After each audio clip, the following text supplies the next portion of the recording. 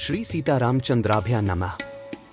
वाल्मीकि रामायण बालकांड सर्ग 4 श्लोक 19 से 36 रामायण का दिव्य ज्ञान रामायण कथा। सत्यं शिवम सुंदरम श्री राम। श्रीमद् वाल्मीकि रामायण। श्री सहित दिनकर बंस भूषण काम बहु छवि सोहई। नव अंबुधर बरगात अंबर पीत सुर मन मोहई। मुकुटांग दादी विचित्र भूषण अंग अंगन ही प्रति सजे। अंभोज नयन विशाल उर्भुज धन्य नर निरखंतीजे। इंट्रो। जय श्री राम। स्वागत है आप सभी का इस दिव्य ज्ञान यात्रा में, जहां हम श्रीमद् वाल्मीकि रामायण का गहन अध्ययन कर रहे हैं। रामायण केवल एक महाकाव्य नहीं, बल्कि जीवन का एक मार्गदर्शक है। आइए आज हम बालकांड के सर्ग 4 के श्लोक 19 से 36 तक का अध्ययन करें और जानें इसमें छिपे गहरे संदेश। पिछले एपिसोड में हमने देखा कि कैसे वाल्मीकि जी ने भगवान राम की महिमा का वर्णन किया और उनके दिव्य गुणों को प्रस्तुत किया। हमने बालकांड सर्ग 4 के श्लोक 1 से 18 को विस्तार से समझा। आज का पाठ बालकांड सर्ग 4 श्लोक 19 से 36 उदास स्माइली। इन श्लोकों में श्री राम के जन्म के उद्देश्य की व्याख्या की गई है। वाल्मीकि जी द्वारा भगवान राम के चरित्र की महानता का उल्लेख। गुरु वशिष्ठ जी द्वारा राज परिवार को दी गई महत्वपूर्ण शिक्षाएं। सनातन धर्म में मर्यादा पुरुषोत्तम श्री राम के आदर्श। श्लोकों का विस्तृत अर्थ और व्याख्या दी जाए। एवं प्रशस्य मानो तो तपः श्लाघ्यर महर्षिभ्यः 19 संरक्ततर मत्यर्थन मधुरम तावकायताम। इस प्रकार उत्तम तपस्या से युक्त महर्षिगण उन दोनों कुमारों की प्रशंसा करते और वे उनसे प्रशंसित होकर अत्यंत मधुर राग से रामायण का गान करते थे। प्रीतः कश्चिन मुनिस्ताभ्यां संस्थितः कलशं ददौ 20 प्रसन्नो बलकलं कश्चित् ददौ ताभ्यां महायशाः। अन्य कृष्णा जिन्मदाद यज्ञ सूत्रम तथा परः 21। उनके गान से संतुष्ट हुए किसी मुनि ने उठकर उन्हें पुरस्कार के रूप में एक कलश प्रदान किया। किसी दूसरे महायशस्वी महर्षि ने प्रसन्न होकर उन दोनों को वल्कल वस्त्र दिया। किसी ने काला मृगचर्म भेंट किया तो किसी ने यज्ञोपवीत 20-21। कश्चित् कमंडलुम प्रादान मोंजीमन्यो महामुनिया। वृषिमन्यस्तदा प्रादात कौपीनम प्रो मुनिया 22 ताभ्यां ददौ तदा हृष्टः कुठारम प्रो मुनिया। काशायम प्रो वस्त्रं चीरमन्यो ददौ मुनिया 23। एक ने कमंडलू दिया तो दूसरे महामुनि ने मुंज की मेखला भेंट की। तीसरे ने आसन और चौथे ने कौपीन प्रदान किया। किसी अन्य मुनि ने हर्ष में भरकर उन दोनों बालकों के लिए कुठार अर्पित किया। किसी ने गेरुआ वस्त्र दिया तो किसी मुनि ने चीर भेंट किया 22-23। जटाबंधन मन्यस्तु काष्ठरज्जु मुदान्विता। यज्ञ भांड मृष्य कश्चित काष्ठभारण तथा परः 24 औदुम्बरी वृषिमन्य स्वस्ति केचित् तदावदन। आयुष्यं परे प्राहुर्मुदा तत्र महर्षयः 25 ददुश्चैवं वरान् सवे मुन्यः सत्यवादिना। किसी दूसरे ने आनंदमग्न होकर जटा बांधने के लिए रस्सी दी तो किसी ने समिधा बांधकर लाने के लिए डोरी प्रदान की। एक ऋषि ने यज्ञ पात्र दिया तो दूसरे ने काष्ठभार समर्पित किया। किसी ने गुलर की लकड़ी का बना हुआ पीढ़ा अर्पित किया। कुछ लोग उस समय आशीर्वाद देने लगे, बच्चों तुम दोनों का कल्याण हो। दूसरे महर्षि प्रसन्नता पूर्वक बोल उठे, तुम्हारी आयु बढ़े। इस प्रकार सभी सत्यवादी मुनियों ने उन दोनों को नाना प्रकार के वर दिए। 24 से 25 आधा।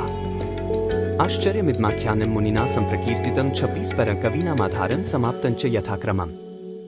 महर्षि वाल्मीकि द्वारा वर्णित यह आश्चर्यमय काव्य परवर्ती कवियों के लिए श्रेष्ठ आधारशिला है। श्री रामचंद्र जी के संपूर्ण चरित्रों का क्रमशः वर्णन करते हुए इसकी समाप्ति की गई है। 26:1-2। अभिगीत मिदन गीतन सर्वगीतिषु को विदो 27 आयुष्यम पुष्टिजन्नम सर्वश्रुतिम नोहरम। संपूर्ण गीतों के विशेषज्ञ राजकुमारों, यह काव्य आयु एवं पुष्टि प्रदान करने वाला तथा सबके कान और मन को मोहने वाला मधुर संगीत है। तुम दोनों ने बड़े सुंदर ढंग से इसका गान किया है। 271/2। प्रशस्य मानो सर्वत्र कदाचित तत्र गायको 28 रथ्यासु राजमार्गेषु ददर्श भरताग्रजः। स्ववेशम चानीय ततो भ्रात्रो सकुशील व 29 पूज्यामास पूजा और रामः शत्रु निबर्हणा। आसीना कांचने दिव्य सच सिंहासने प्रभुः 30 उपोपविष्टः सचिवै भातृभिष्ट समन्वितः।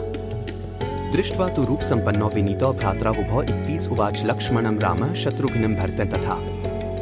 श्रूयतामेतदाख्यान्मन्योर देववर्चसोः 32 विचित्रार्थप्तन समय गायको समचोद्यत।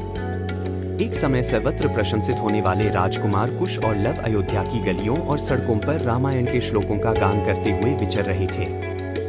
इसी समय उनके ऊपर भरत के बड़े भाई श्री राम की दृष्टि पड़ी। उन्होंने उन समादर योग्य बंधुओं को अपने घर बुलाकर उनका यथोचित सम्मान किया।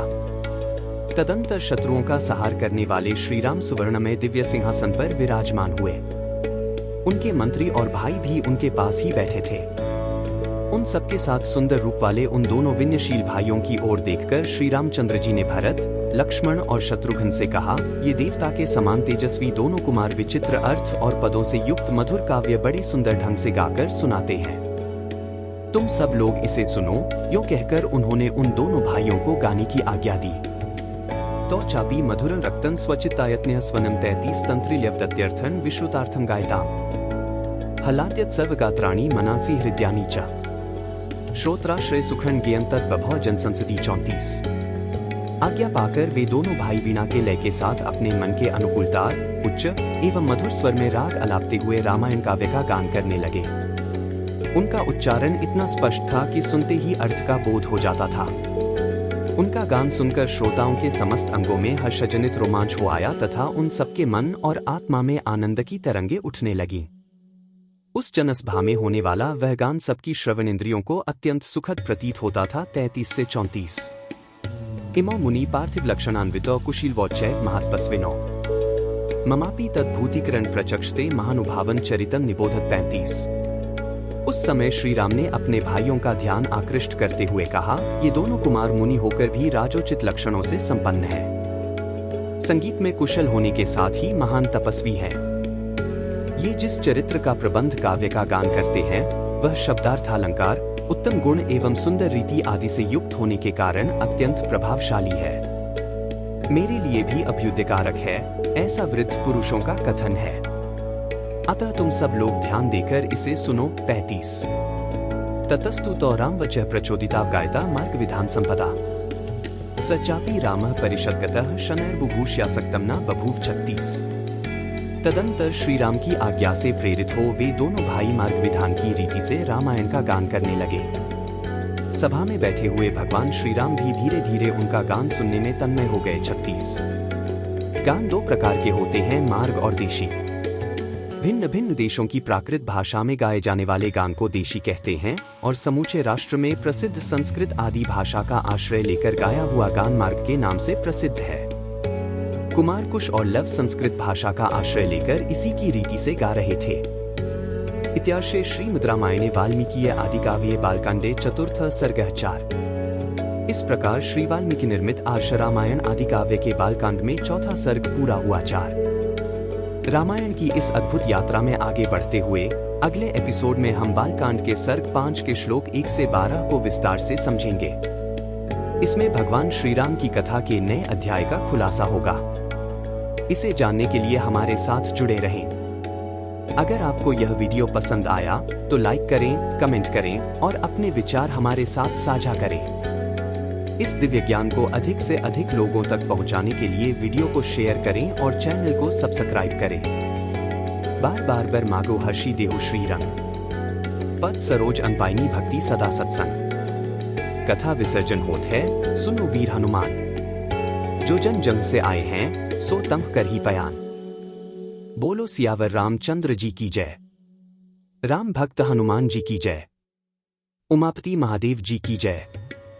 मंगल भवन अमंगलहारी द्रवहु सुदसरथ अजिर बिहारी। दीन दयाल बिरिदु संभारी हरहु नाथ मम संकट भारी। जय सिया राम, जय जय सिया राम।